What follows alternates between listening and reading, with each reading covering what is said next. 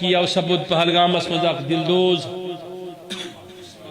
دہشت گردی ہند واقعہ بہت تر کڑی الفاظن مز نین تو پز کت ونان اس نہتا کنس انسانس قتل کر سہ ہیکہ کم سے کم اشد مسلمان توجہ سرنی یم خون آلود سے سرزمین گئی اس خون آلود سرزمین پر ان لوگوں کے لیے ہم یہ کہتے ہیں وہ انسان ہی نہیں مسلمان کہنا ان کے لیے ایسا لفظ ہے وہ گالی سے بدتر چیز ہے.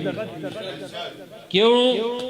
میں یہ نہیں کہتا کہ کشمیریوں کا رزق اس چیز پر ہے کہ وہ ٹورسٹ آئیں اور وہ کھائیں. نہیں، ہم رزاق پر ایمان رکھتے ہیں اور ہم وہی کھاتے ہیں جو ہمیں خدا کھلائیں.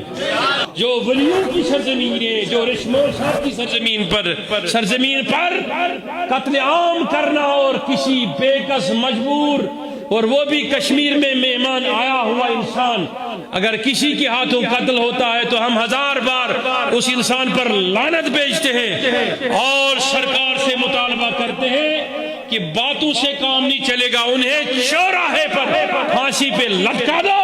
سارا کشمیر دیکھنا چاہتا ہے کہ اس کے پیچھے کون ہے. دوسری بات یہ بھی گزارش ہے میری حکمرانوں سے، حکومت سے، کہ کشمیری تاجر باہر ہے، کشمیری طالب علم باہر ہے.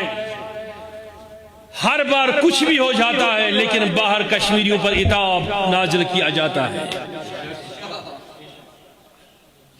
ہم بھی یہی رہنے والے ہیں نا، اسی ملک کے حصے دار ہیں نا.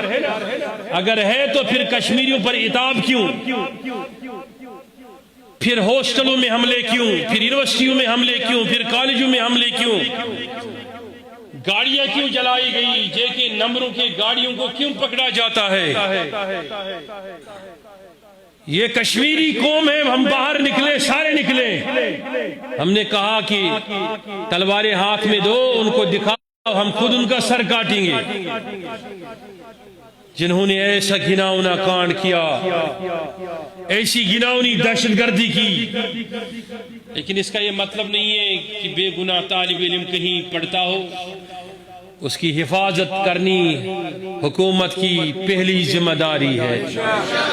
جس طریقے سے ایسے سفاک انسانوں جنہوں نے یہ دہشت گردانہ حملہ کیا، ان کی سرکوبی اور ان کی سزا کا کام اور ذمہ داری حکومت پر عائد ہے، اسی طریقے سے کشمیری طالب علم تاجرین جو باہر رہنے والے کشمیری لوگ ہیں ان کی حفاظت بھی سرکار پر لازمی ہے.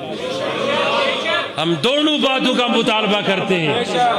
سب کرتے ہیں کہ نہیں؟